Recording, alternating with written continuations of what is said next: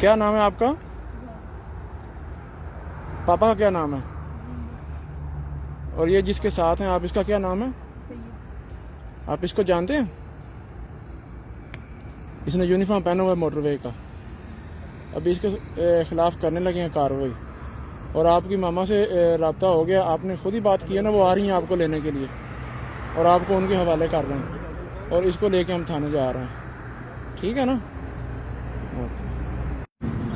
کیا نام ہے آپ کا؟ محمد طیب۔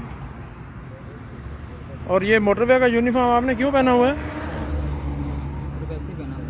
ویسے ہی پہنا ہوا ہے، تو آپ کو آئیڈیا نہیں ہے کہ یہ جعلی اپنا پولیس افسر بننا یا سرکاری ملازم بننا یہ قانوناً جرم ہے؟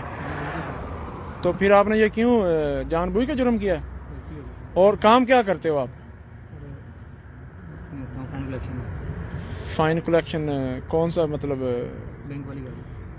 بینک والی گاڑی، ٹھیک ہے، جو وہ پرائیویٹ ہوتے ہیں کانٹریکٹر، ان کے ساتھ کام کرتے ہو؟ تو یہ کس نے دیا آپ کو یونیفارم؟ سر یہ شاید بک ہے، کدھر کا؟ وہ کھڑے کا نالا پور۔ کون سی بیٹ میں ڈیوٹی کرتا ہے؟ بیٹ 14 میں شاہد کوک ہے؟ جی سر۔ اچھا، یہ اس نے دیا آپ کو یونیفارم؟